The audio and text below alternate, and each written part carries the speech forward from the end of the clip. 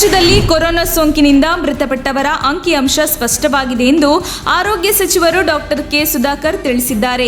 ಈ ಸಂಬಂಧ ಅವರಿಂದು ಟ್ವೀಟ್ ಮಾಡಿರುವ ಕೊರೋನಾ ಅಂಕಿಅಂಶ ದಾಖಲಿಸಲು ರಾಜ್ಯದಲ್ಲಿ ಪಾರದರ್ಶಕ ವ್ಯವಸ್ಥೆ ಪಾಲಿಸಲಾಗಿದ್ದು, ಇದುವರೆಗೂ 40,060 ಜನ ಕೊರೋನಾ ಸೋಂಕಿನಿಂದ ಮೃತಪಟ್ಟಿರುವ ಅಧಿಕೃತ ದಾಖಲಾತಿ ಇದೆ. ಕೊರೋನಾ ಅಂಕಿಅಂಶ ಬಗ್ಗೆ ಯಾವುದೇ ಊಹಾಪೋಹಗಳು, ಅಪಪ್ರಚಾರಗಳಿಗೆ ಕಿವಿಕೊಡುವುದು ಬೇಡ ಎಂದು ಸಚಿವರು ಮನವಿ ಮಾಡಿದ್ದಾರೆ. ಪಿಎಸ್ಐ ನೇಮಕಾತಿಯಲ್ಲಿ ಅಕ್ರಮ ವಿಚಾರಕ್ಕೆ ಸಂಬಂಧಿಸಿದಂತೆ ಮಾಜಿ ಸಿಎಂ ಎಚ್.ಡಿ. ಕುಮಾರಸ್ವಾಮಿ ಸ್ಫೋಟಕ ಹೇಳಿಕೆ ನೀಡಿದ್ದು, ಆ ಕಿಂಗ್ ಪಿನ್ ಹೆಸರು ಹೇಳಿದ್ರೆ ಸರ್ಕಾರವೇ ಉರುಳುತ್ತೆ, ಹೀಗಾಗಿ ಕಿಂಗ್ ಪಿನ್ ಹೆಸರು ಹೇಳಲು ಮುಂದಾಗ್ತಿಲ್ಲ. ಇನ್ನು ಸಹಾಯಕ ಪ್ರಾಧ್ಯಾಪಕ ನೇಮಕಾತಿಯಲ್ಲೂ ಪ್ರಶ್ನೆ ಪತ್ರಿಕೆ ಸೋರಿಕೆಯಾಗಿದೆ. 500ಕ್ಕೂ ಹೆಚ್ಚು ಅಭ್ಯರ್ಥಿಗಳಿಗೆ ಪ್ರಶ್ನೆ ಪತ್ರಿಕೆ ಹೋಗಿದೆ ಎಂದು ಆರೋಪಿಸಿದರು. ಸಾರ್ವಜನಿಕ ಸ್ಥಳಗಳಲ್ಲಿ ಮುಸ್ಲಿಂ ಯುವತಿಯರು ಬುರ್ಕಾ, ಹಿಜಾಬ್ ತೆಗೆದಂತೆ ವಾಟ್ಸ್ಆಪ್ ಗ್ರೂಪ್ ಮೂಲಕ ಬೆದರಿಕೆ ಹಾಕಿರುವ ಪ್ರಕರಣ ಮಂಗಳೂರಿನಲ್ಲಿ ಬೆಳಕಿಗೆ ಬಂದಿದೆ.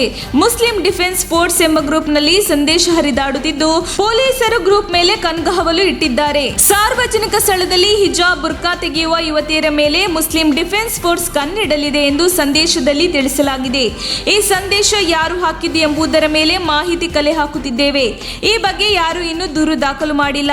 ವಿದೇಶಿ ಸಿಮ್ ಬಳಸಿ ಸಾಮಾಜಿಕ ಜಾಲತಾಣಗಳಲ್ಲಿ ಅವಹೇಳನಕಾರಿ ಸಂದೇಶ ಬರೆಯುವವರ ಮೇಲೆ ನಿಗಾ ವಹಿಸಿದ್ದೇವೆ ಎಂದು ಮಂಗಳೂರು ಪೊಲೀಸ್ ಆಯುಕ್ತರು ತಿಳಿಸಿದರು. ಶೋಷಣೆ ಮಾಡಲು ಅವಕಾಶ ಸಿಗುತ್ತೆ ಎಂದು ಜಾತಿ ವ್ಯವಸ್ಥೆ ಮಾಡಲಾಗಿದೆ.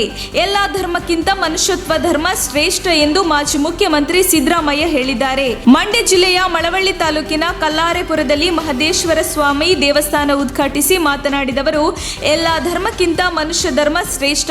ಯಾರಿಗೆ ಮನುಷ್ಯತ್ವ ಇರಲ್ಲ ಅವರು ಮೃಗಗಳಿಗೆ ಸಮ. ಜಾತಿ ಮಾಡಿರುವವರು ಸ್ವಾರ್ಥಿಗಳು.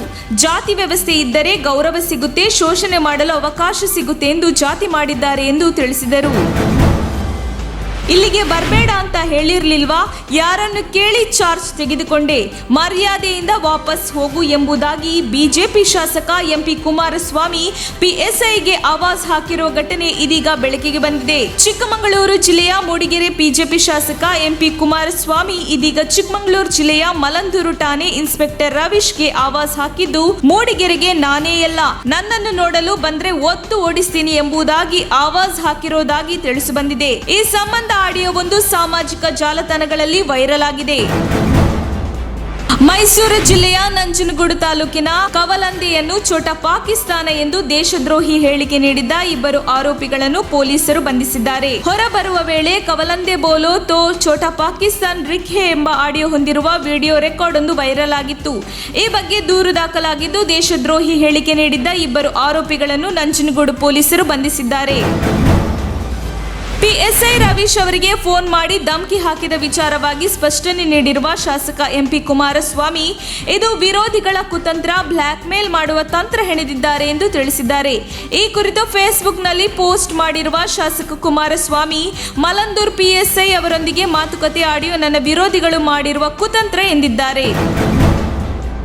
ಮುಖ್ಯಮಂತ್ರಿ ಆಗಬೇಕಾದ್ರೆ 2,500 ಕೋಟಿ ರೂಪಾಯಿ ಹಾಗೂ ಮಂತ್ರಿ ಆಗಬೇಕಾದ್ರೆ 100 ಕೋಟಿ ರೂಪಾಯಿ ನೀಡಬೇಕು ಎಂಬ ಬಿಜೆಪಿ ಶಾಸಕ ಬಸನಗೌಡ ಪಾಟೀಲ್ ಯತ್ನಾಳ್ ಅವರ ಹೇಳಿಕೆಯ ಬಗ್ಗೆ ರಾಷ್ಟ್ರ ಮಟ್ಟದಲ್ಲಿ ಚರ್ಚೆಯಾಗಿ ಉನ್ನತ ಮಟ್ಟದ ತನಿಖೆ ಆಗಬೇಕು ಎಂದು ಕೆಪಿಸಿಸಿ ಅಧ್ಯಕ್ಷ ಡಿಕೆ ಶಿವಕುಮಾರ್ ಅವರು ಆಗ್ರಹಿಸಿದ್ದಾರೆ. ಕ್ವೀನ್ಸ್ ರಸ್ತೆಯ ಕಾಂಗ್ರೆಸ್ ಕಚೇರಿಯಲ್ಲಿ ಮಾಧ್ಯಮಗಳ ಪ್ರಶ್ನೆಗೆ ಉತ್ತರಿಸಿದ ಡಿಕೆ ಶಿವಕುಮಾರ್, ಯತ್ನಾಳ್ ಅವರು ಈಗಾಗಲೇ ಹೇಳಿರುವಂತೆ ಮುಖ್ಯಮಂತ್ರಿ ಆಗಬೇಕಾದ್ರೆ 2,500 ಕೋಟಿ ರೂಪಾಯಿ, ಮಂತ್ರಿ ಆಗಬೇಕಾದ್ರೆ 100 ಕೋಟಿ ರೂಪಾಯಿ ನಿಗದಿಯಾಗಿದೆ. ಈ ವಿಚಾರದ ಬಗ್ಗೆ ರಾಷ್ಟ್ರ ಮಟ್ಟದಲ್ಲಿ ಚರ್ಚೆ ಆಗಬೇಕು ಎಂದು ಒತ್ತಾಯಿಸಿದರು. ಪೊಲೀಸ್ ವೃತ್ತಿ ಜೀವನದ ಪಾವಿತ್ರ್ಯತೆ ಕಾಪಾಡಿಕೊಳ್ಳಬೇಕಿದೆ.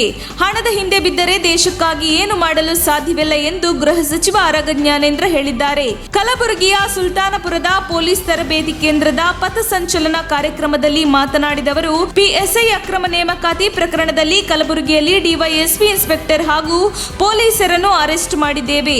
ಅನೇಕರು ಅನೈತಿಕ ರೀತಿಯಿಂದ ಹಣ ಮಾಡಲು ಹೊರಟಿದ್ದರು. ತ್ರಿವರ್ಣ ಧ್ವಜದ ಮುಂದೆ ಮಾಡಿದ ಪ್ರತಿಜ್ಞೆಯನ್ನು ಮರೆತಿದ್ದರು. ಹೀಗಾಗಿ ಇಂದು ಕಾಕಿ ಬಿಚ್ಚಿ ಜೈಲಿನಲ್ಲಿದ್ದಾರೆ ಎಂದರು.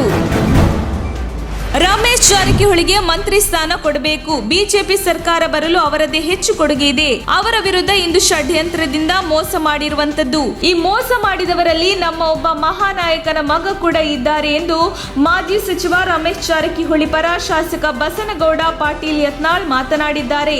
ಬೆಳಗಾವಿಯಲ್ಲಿ ಮಾತನಾಡಿದವರು, ಕೆಪಿಸಿಸಿ ಅಧ್ಯಕ್ಷ ಡಿಕೆ ಶಿವಕುಮಾರ್ ಅವರು ಒಂದು ಬಡ ಕುಟುಂಬದ ಬಳಿ 25 ಲಕ್ಷ ಹಣ ತೆಗೆದುಕೊಂಡಿದ್ದಾರೆ. ಬಳಿಕ ಆ ಕುಟುಂಬದ ತಾಯಿ ಮಗ ಹೋದರೆ ನಿನ್ನ ಒಳಗೆ ಹಾಕ್ತೀನಿ, ಗ್ರೆನೇಡ್ ಕ್ರಷರ್ ನಡಿ ಹಾಕುತ್ತೇನೆ ಎಂದು ಮಾತನಾಡಿದ್ದಾರೆ. ಇಂಥವರ ವಿರುದ್ಧ ತನಿಖೆ ಆಗಬೇಕು ಎಂದು ಆಗ್ರಹಿಸಿದರು.